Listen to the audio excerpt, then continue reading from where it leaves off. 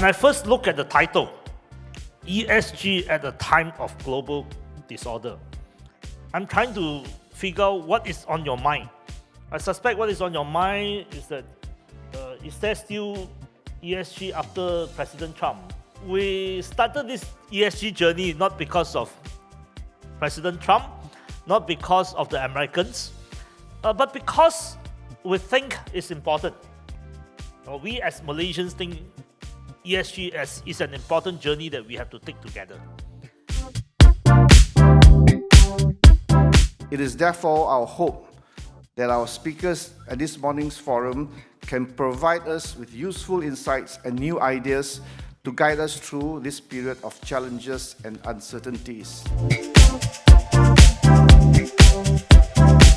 We are navigating one of the most dynamic global landscapes in recent memory, marked by geopolitical tensions, economic fragmentation, and a recalibration of global trade and investment flows. But even amid this shifting sands, sustainability remains as relevant as ever, and perhaps even more so.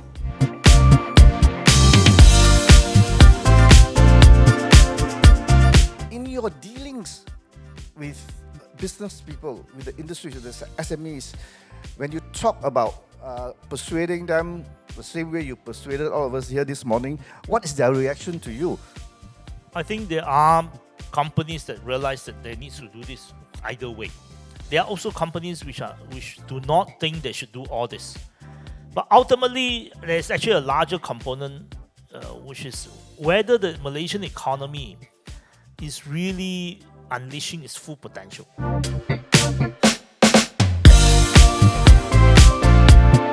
This begs the question of, in Malaysia, how is ESG still relevant? Is there still a role? Many people have many different thoughts about it.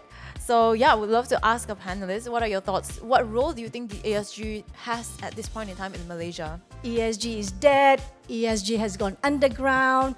So to me, it's more about, ESG is not a fad, it's not a fashion, it's a strategic tool. It's a strategic tool to help us, as mortal humans, to think sharper and smarter. Many research in fact has actually pointed that a company with high sustainability rating performs way better than the rest. One viewpoint to think about is that, what this would do is that it may basically now we'll be able to then differentiate between companies who are really, into sustainability and ESG against, other companies who are just ticking the box. When we do ESG, it's the term that we left no one behind. So we will always have to think of everyone to make sure that everyone is our development is being touched. Speaking to my colleagues from South America, and especially Peru, right, and they were saying that there is some impact from the US expectations, but they are also exporting much to Europe and China. And they said the Peruvian companies are putting in ESG because Chinese importers are starting to demand this as well.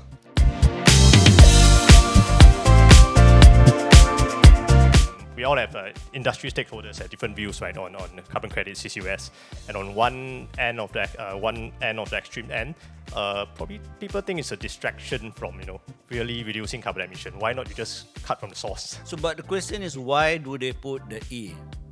So, because the environment is important for financial sustainability of industries.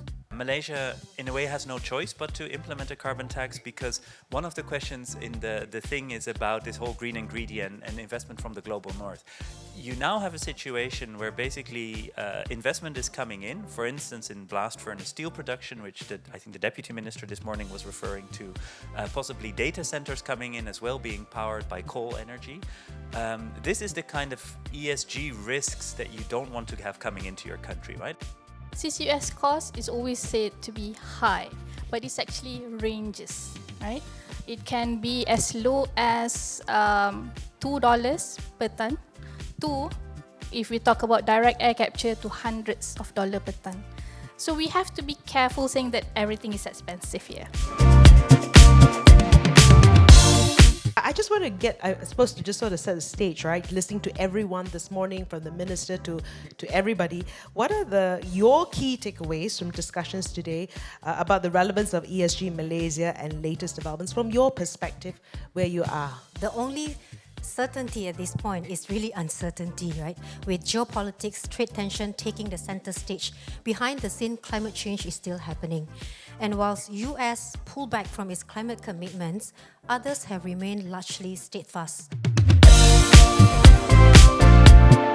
They know that ESG now is the right direction. Just that in the business wide, they need to balance, So at the end, the bottom line is very important for them. So the investment side, they on hold a bit, but they even told us if, let's say, after these 100 days, we see a bit light in the tunnel, they'll go with the project. So it doesn't mean that I'm still very optimistic with the project, especially solar project in Malaysia. The tariff can probably slow down economic demand, but climate change is not going to stop, right? So I believe it will survive this disorder and it will continue to flourish.